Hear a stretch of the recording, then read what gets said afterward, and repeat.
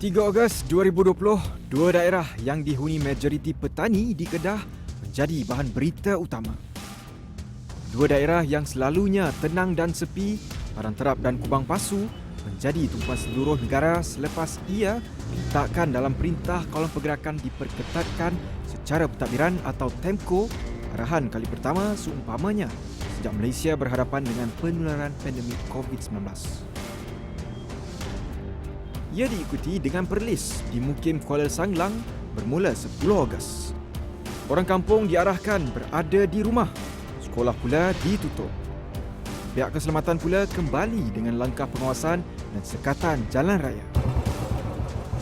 Ini semua gara-gara sebilangan kita gagal patuh prosedur kuarantin.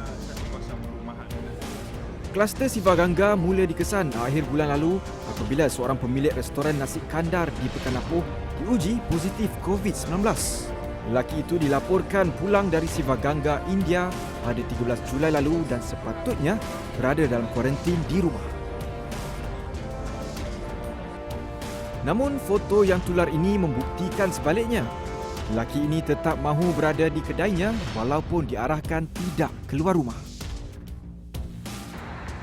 Memandangkan ini kali pertama, mana-mana kawasan di Malaysia dikenakan perintah TEMCO, masyarakat agak bingung mengenai pelaksanaannya.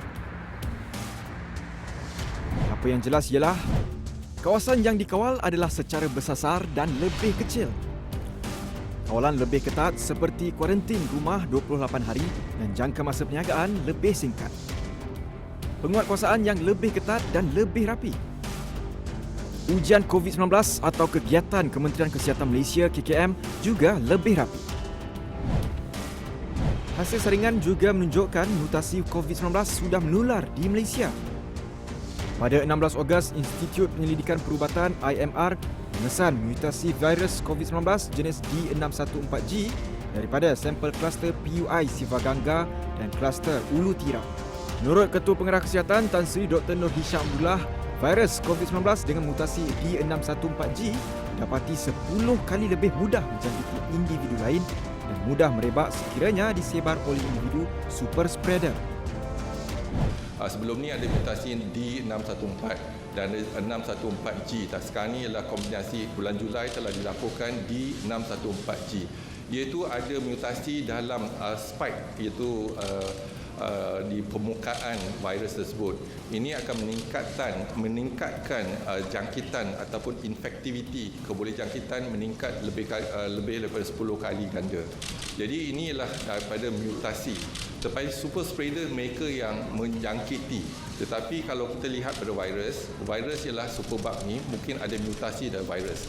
Yang menjangkiti ialah mereka yang tidak patuh pada SOP, mereka menjangkiti, yang itu kita namakan mereka super spreader.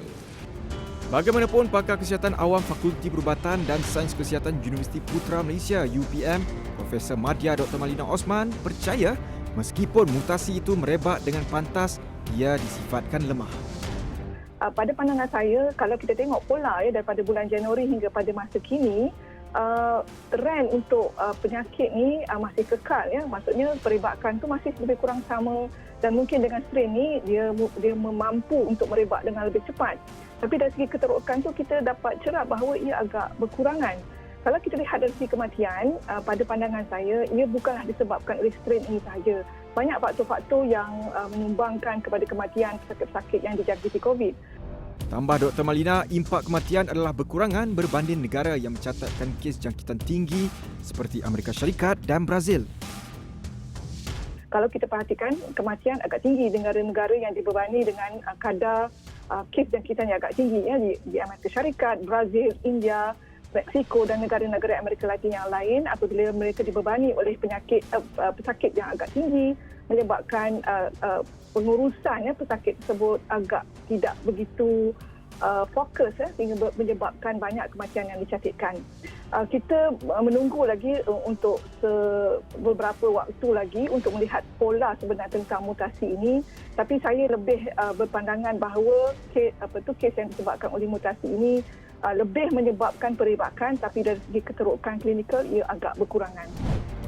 Punca kluster pemilik restoran Nasi Kandar Saleh menjatuhkan hukuman penjara 5 bulan dan denda RM12,000 pada 13 Ogos lalu.